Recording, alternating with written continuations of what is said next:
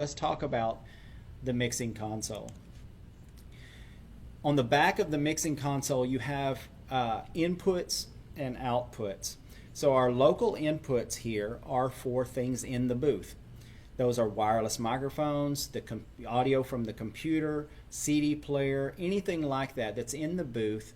The shortest cable run is to the console. So those are our local inputs. Over here are local outputs, and you notice that there's nothing connected. There is one cable there, but it's not going anywhere. And so there's nothing connected to the local outputs on the console. Instead, this is inside the choir chamber on the left, not choir chamber, the organ chamber on the left side if you're facing the stage or if you're in the booth. In this are several things, but primarily what we're going to talk about is here at the top is an expansion module for that console. So in other words, it's taking 16 more inputs and 8 additional outputs and locating them remotely and connecting them back to the console via just an Ethernet cable. And if we go back, I'll show you this blue cable right here is what's connecting that expansion unit back to the console. All right, so on the left side are remote inputs. Just like we were talking about the closest way to connect the wireless microphone receivers and the computers and all of that, the audio for that is directly to the console. Well, the most efficient way and the closest way to get inputs from the stage into the console is through this expansion module. So these white cables here are the inputs that are coming from the stage. And so when you plug something into the stage, it's connected via one of these cables to this module, which is connected via Ethernet cable back to the console. So our inputs are things like the XLR jacks inside the organ and the piano chambers, the XLR jacks on the modesty wall in front of the choir, the XLR jacks inside the stage box in front of the pulpit.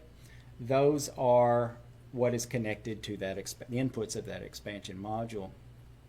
Connected to those connections are the piano mic, the choir mics, the pulpit mic, instruments, anything that's a wired microphone, anything that's connected into the stage via connection on the stage goes into that module and then is connected back to the console via that Ethernet cable.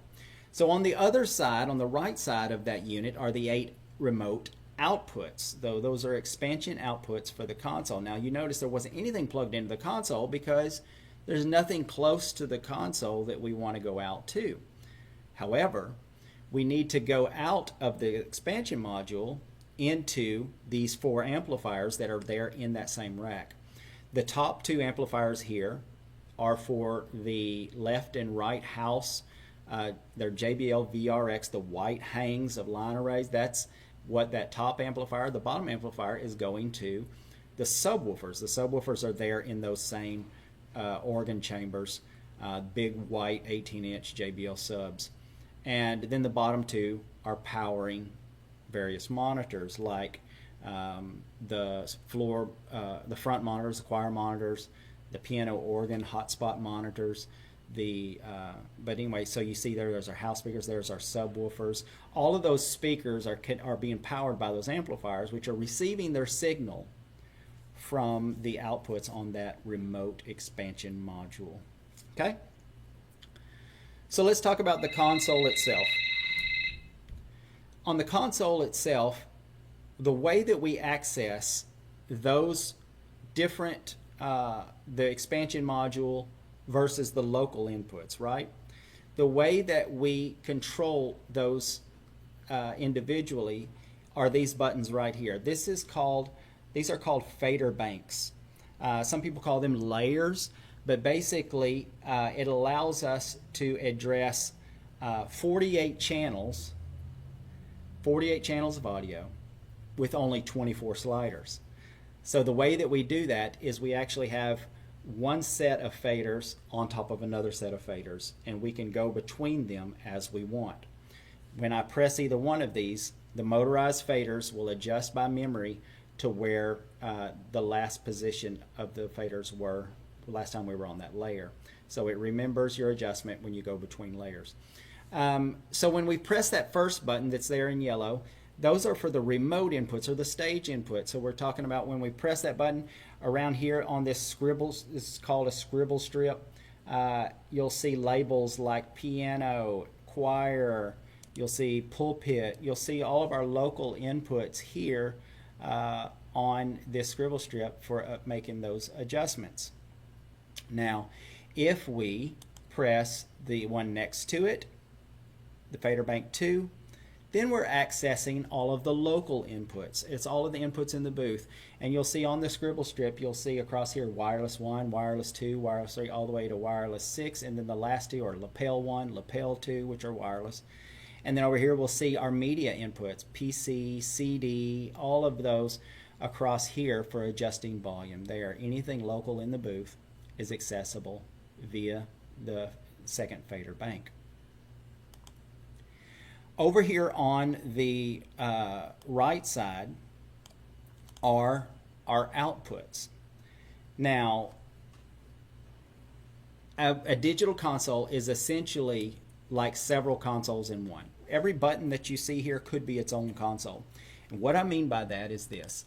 When I select, say, the front monitor button, when I select that button, the entire mixer is now dedicated to adjusting sound just for the front monitors. In other words, if I press the front monitor button and I turn up the pulpit mic, I'm only going to turn it up in the front monitors. It's not going to change in the house. It's not going to change in any other monitors. It's only going to change in the front monitors. So I can press the front monitor button and I can mix with the entire mixer just for those speakers. And adversely, I can do the same thing with the choir monitors and with the piano organ monitors and even with the assistive listening devices. I can make those adjustments because the entire mixer is dedicated toward whatever is selected. Now, if nothing's lit up over there, nothing is glowing blue over there, then everything I'm doing is for the house mix. However, if one of those is lit up blue and I've selected it, then the entire mixer is now dedicated to that output there on the expansion module that goes to that channel of the amplifier that goes to those speakers. That's the only thing that I'm adjusting. Now, to go back to the house mix, all I have to do is press it again to turn it off, and it goes back to the house mix. So this is the Yamaha TF5. This is your console. We're going to go through in detail the general operation instructions for this console. You'll notice the first thing that we want to talk about here are basically channel strips. So starting at the select button, you see they're numbered 1, 2, 3. So starting up here, there's a select button, a Q button, on button, then the scribble strip telling you what it's for, and then the volume slider. That's called a channel strip. So we're going to talk about all the different components of that. So we've got, first of all, up here we've got the on button. This is probably the most critical thing on the channel strip, because if that button is not lit up orange, yellow, and it's not on and it's dark, that channel is not on. And so you can adjust all you want, but until you hit that button, that channel is not active and you will not hear anything. It basically is muted until it's turned on. So make sure that if you want to, it's useful to be able to turn a channel off if you need to without adjusting the volume. Instead of turning it down and then turning it back up to where you think it was, you can just turn it off when it's not needed. Just got to remember to turn it back on when it is needed. And then just above that is called the Q button. This is an interesting button. Some mixers call this the solo button, which I think makes more sense. But this mixer is made by Japanese, and so it's got different names for stuff. So the Q button, basically what it does is if I have headphones connected, we're going to look at the headphone section in a minute, but if I plug in headphones and I hit a Q button, all these are lit up on here, but that's not accurate. you only have one lit up at a time. So if I hit the Q button, then everything that's in my headphones there, everything that I hear in my headphones is only for that channel. In other words, if I think somebody's really off key, I don't know who it is, I can go through and hit Q buttons until I find them, because all I'm going to hear is the channel that I've got queued. So that's what that is for. Now you can cue the master slider too, and you can listen to the output if you want to. Whatever's queued, that's what you're hearing in the headphones. If you don't have anything queued, then you're hearing the house. The next thing above that is the select button. So the select button is for what we're going to look at in a minute. It's the digital touch screen that's in the top center of the console. Whatever I have selected on the console is what I'm dealing with in that touchscreen monitor.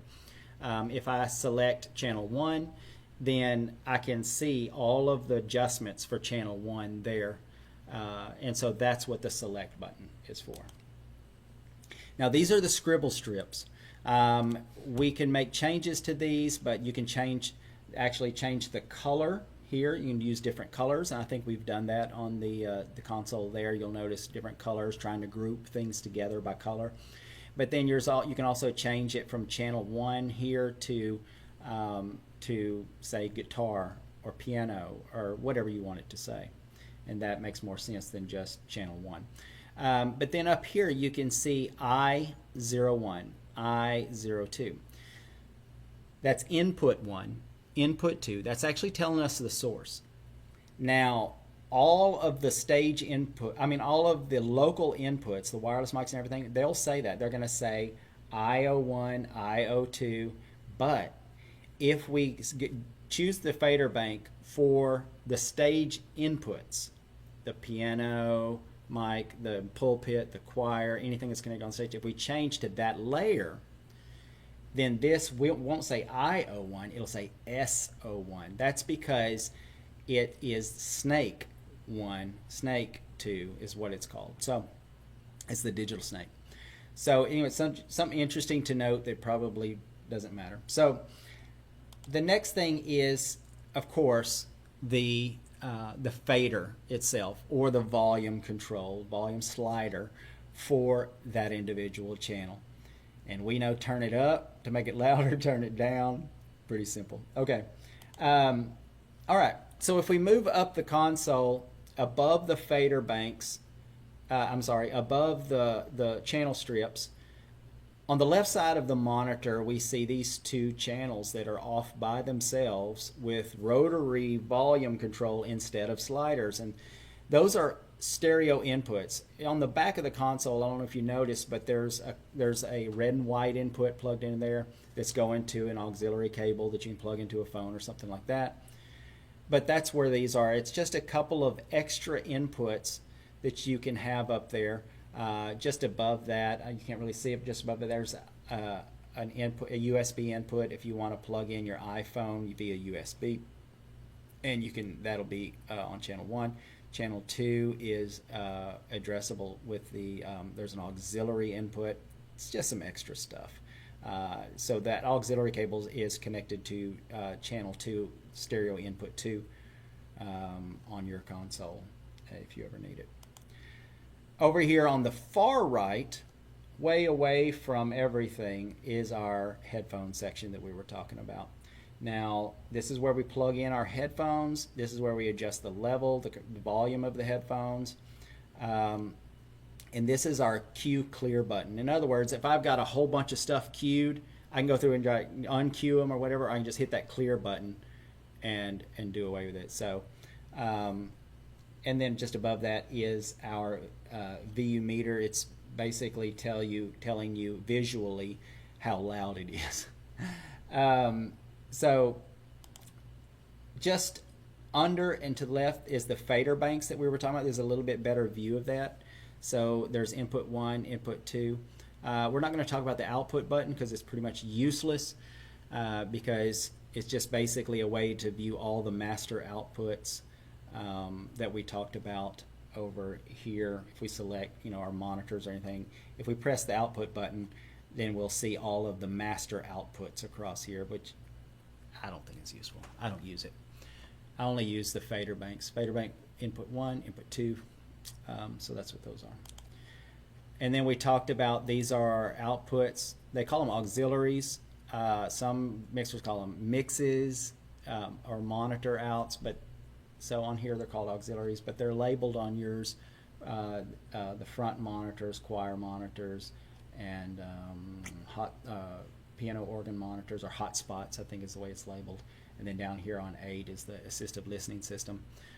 So these are outputs that that we can adjust. Remember, if none of these are on, then you're adjusting for the mains. And each one of these, as you whichever one of these is selected, your master fader becomes the master volume for that output. In other words, if they say the front monitors are just too loud in general, then I can hit the auxiliary 1 here and turn down the red fader a little bit. And then when I turn auxiliary 1, I turn auxiliary 1 off, then your fader is going to go back to the main volume position. So anyway, just something to remember. So this is our touchscreen monitor. I call it that because when I tell you what it's really called, you're not going to believe me, but the technical name for this is the fat channel. I don't know why. It's neither a channel nor fat, but whatever. But this is a touchscreen display for making fine adjustments, in-depth adjustments. Basically, you can look at this like under the hood. When you're working on the touch screen, it's like you pop the hood and you are changing something internally in the settings. So this is the way it's going to look. If you press the home key right here, it's going to take you back to the main screen. This is the way it's going to look. Now, the reason that it's lit up pink here on channel 1 is because channel 1 is selected. So if channel 1 is selected, it's lit up pink here. If channel 2 is selected, it's lit up pink here. Now, what I need to do in that case is I can come to the touch screen and I can press right there, and it'll take me to a group of settings for that channel. I can press here and it'll take me to a group of settings for that channel. I can actually swipe up and see more settings that I can click on and make adjustments in. If I click here, it's going to let me rename, recolor, all of that, the channel in the scribble strip. Okay? So this is what it looks like if we press, let me go back, if we press this right here, that's the equalizer. Right now there's no settings applied to the equalizer. It's completely flat. But if we press there, we're able to make adjustments to the EQ, the equalizer. So this is the tone of that channel. It's a lot of this has already been set. In fact, I made some tweaks last time I was there to kind of clean it up and clear it up a little bit. You can wreak havoc right here. And so if I press, if I take my finger and I grab the L for low, I can pull that up, pull it over, pull it down. I can move it around and make a different shape. High, I can do the same thing. High, mid, low, mid. I can grab those points and boost them, cut them, move them up and down the spectrum. I can do all kinds of things. I wouldn't recommend doing it, especially in a service. So I recommend getting it set the way it needs to be and never touching it again unless something changes. We've got a gate, which is basically, it's called a noise floor, where I can actually make it to where it has to get above a certain sound level, volume level, before that gate opens up and allows the sound to come through. This is useful if you have a little bit of a hum on the stage or something like that. If you have something ambient that you need to deal with that you don't want it on all the time, you can actually set this. Now you got to be careful. If you set it too high, then it's going to be glitchy. Somebody's going to be talking, it's going to, and you're going to hear it cut in and out. But typically the gate is not used in a normal traditional church setting, but it's good to know that it's there. But basically what you're doing, there's a floor and you're raising the floor. The reason it says that is because under that is the compressor. Compressor is lowering the ceiling. In other words, we don't want it to get too loud, so we allow the compressor to regulate that highest volume level. And there is an art to these, but it's useful to know they're there, and you should look into and get some online tutorials. There's a lot out there about how to properly use those.